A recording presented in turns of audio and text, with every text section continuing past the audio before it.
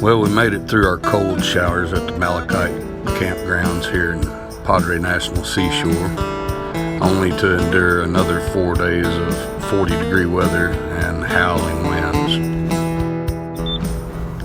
That's okay, we all stayed busy. Here's Towns inspecting our safety equipment inside the pie truck.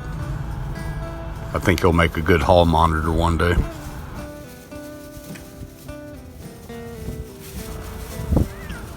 And Wyatt stayed busy doing some light construction projects on the sand dunes.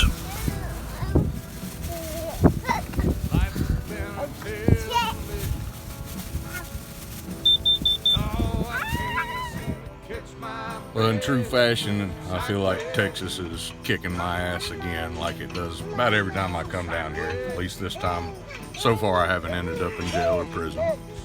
But as soon as we got into Texas, we broke our windshield. We made it about another 30 minutes and had a flat tire on the trailer. We made it to South Padre National Seashore, where we had planned on taking a break from videoing and, kind of collecting our thoughts and getting things together. And it's 40 degrees with 50-mile-an-hour winds. So, no fishing, no kicking back on the beach, getting sun. But I forgot to mention that while we were in Corpus Christi doing laundry, a gentleman decided to rear end us doing about 10 miles an hour. Luckily, he just caught the trailer hitch and didn't do any damage to the car. We're down here. We made it all the way to the Mexican border. We're in South Padre right now, and I'm fixing to go into my first place with my guitar and see if we can book us some gigs. So, I guess I kind of romanticized about being a true troubadour and just going town to town and booking gigs while you're there. Unfortunately, most of the people I walked into the bar with my guitar with looked at me kind of funny. I don't think this is the viable way of continuing to do that, so we're going to have to think things over and reevaluate how we're going to start doing this booking. One wonderful thing did come from our time locked up in the cold little pie truck on Padre National Seashore. We met a girl, and she told us her life story. Kids played with her kids, and Abby and I ended up writing the song Annalise about her. I think it turned out pretty well. You're really driving that thing. Since the kids were such good troopers, being locked in the car all day while I went bar to bar, about 10 different places, I decided to let them have their first taste of Chuck E. Cheese. Thank God they serve beer at that place. Of course, our last day at Padre National Seashore turned out to be 70 degrees and about 10-mile-an-hour wind. We enjoyed it while we could. We had to leave at about noon.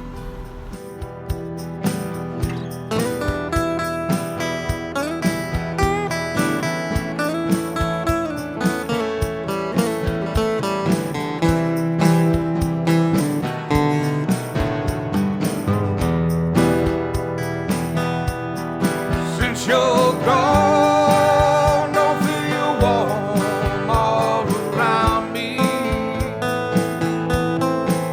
and it could be, Lord, I left too soon.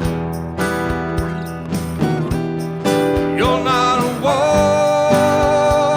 woman, you're just whiskey. You won't miss me.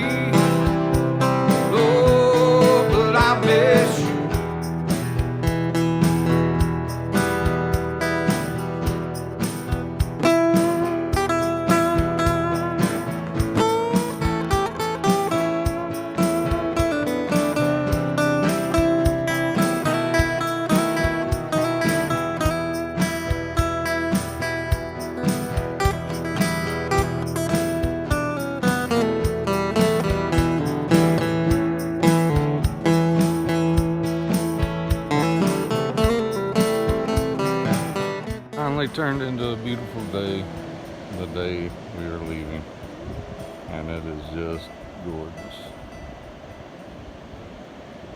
Finally got to do a little bit of surf fishing this morning. Caught 4 Atlantic croaker.